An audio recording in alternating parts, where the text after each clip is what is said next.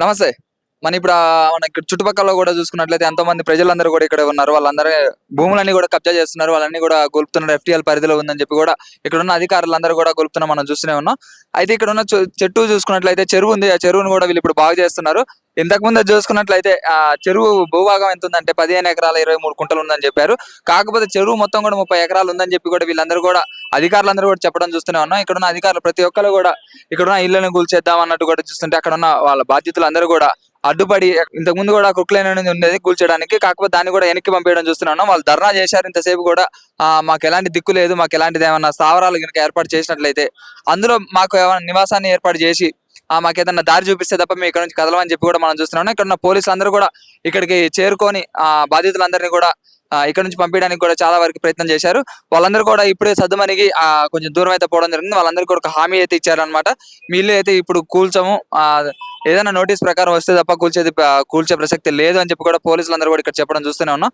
కాకపోతే ఇప్పుడు మనం చూసుకోవచ్చు ఇక్కడ ఇల్లులు కావచ్చు, అక్కడ చుట్టుపక్కల ఉన్న ఇల్లులు కావచ్చు, ఫ్లాట్లు అవన్నీ కూడా కూల్చే అవకాశాలు ఉన్నాయని కూడా చెప్తూనే ఉన్నారు. కాకపోతే వాళ్ళందరినీ ఉన్నోళ్ళ దగ్గరకు ఎందుకు పోవట్లేదు, లేని వాళ్ళ దగ్గరకు ఎందుకు వచ్చి ఇక్కడ ఇదంతా చేస్తున్నారు అని చెప్పి కూడా బాధితులందరూ కూడా దీన్ని వ్యక్తం చేస్తున్నారు.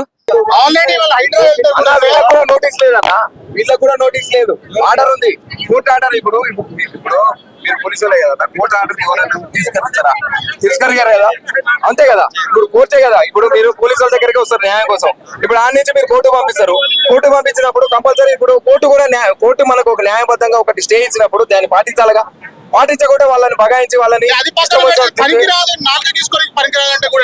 ఆయన తప్పు కదా. ఇది క్లియర్ గా ఉంది, స్టే అని చెప్పి క్లియర్ గా ఎన్జిటి వాళ్ళు కూడా రిపోర్ట్ ఇచ్చారు. దాని కొరకే ఈ రోజు రోడ్డు మీద చెప్పింది ఏమని, వితౌట్ నోటీస్ రావద్దు, ప్లస్ మొత్తం రీసర్వే చేయమంది. పట్టుకోకుండా వచ్చి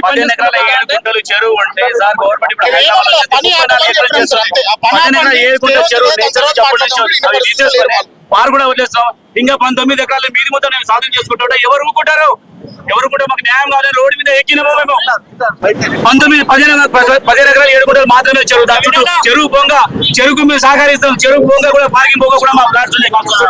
దాదాపు 3 ఎల్ఆర్ఎస్ ఉంది, 70 డాక్యుమెంట్స్ వితౌట్ నోటీస్ తోటి మమ్మల్ని నువ్వు వెళ్ళిపో రంగనాథ్ సార్ మేము పోతూనే ఉన్నాం. రంగనాథ్ సార్ కలిసలేరు, పిలుస్తారు, అక్కడ పిలుస్తారు. ఎంత